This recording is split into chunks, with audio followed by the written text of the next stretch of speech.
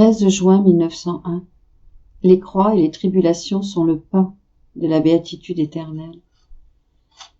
Après un long silence de sa part, mon adorable Jésus me dit au plus quelques mots sur les fléaux qu'il veut déverser. Ce matin, je me trouvais opprimé et fatigué, à cause de ma situation difficile et surtout à cause des continuelles absences de Jésus. S'étant montré brièvement, il me dit « Ma fille, les croix et les tribulations sont le pain de la béatitude éternelle. » Je compris que si on souffre davantage, plus abondant et plus savoureux sera le pain qui nous nourrira dans le séjour céleste. En d'autres mots, plus nous souffrons, plus nous sommes assurés de la gloire future. «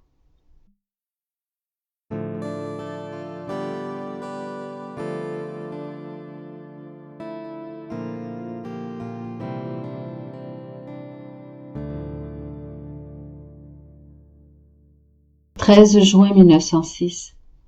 Jésus demande à Louisa de rester calme, car en se voyant l'un l'autre, ils se comprennent. L'âme qui aime Dieu le plus est la plus près de lui. Comment une âme doit tout faire pour obtenir cette intimité avec Jésus. J'expérimente fréquemment la privation de Jésus. Au plus, il se laisse voir en moi, se reposant et dormant, sans dire un mot. Si je me plains, il me dit des choses comme « Sottement tu te lamentes, tu m'as dans l'intimité de ton intérieur, que veux-tu de plus ?» Ou bien « Si tu m'as complètement en toi, pourquoi es-tu angoissé ?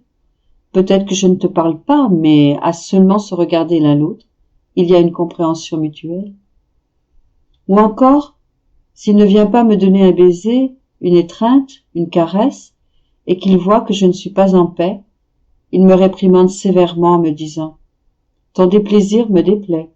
Si tu ne te calmes pas, je te rendrai vraiment bouleversé.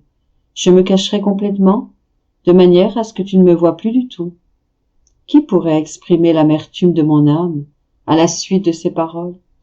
Il vaut mieux pour moi rester calme et continuer à vivre cet état de privation de Jésus. Ce matin, j'ai vu Jésus brièvement et je me suis senti hors de mon corps. Je ne peux pas dire si j'étais dans le paradis, mais cependant, les saints étaient tous rayonnants et remplis d'amour. Même s'ils étaient tous remplis d'amour, l'amour que l'un manifestait était distinct de l'amour de l'autre. De plus, me trouvant au milieu d'eux, je voulais les surpasser tous, pour me distinguer en amour. Mon cœur jaloux ne voulait pas souffrir de voir les autres m'égaler, et je voulais être la première en amour, parce qu'il me semblait que l'âme qui aime le plus est plus près de Dieu et est la plus aimée de lui. Oh, l'âme devrait tout donner, et sans s'inquiéter de la vie ou de la mort, faire tous les excès dans son intention d'être plus près de Dieu pour être aimé, un peu plus que les autres de l'être suprême. Puis, une force irrésistible me ramena à mon corps.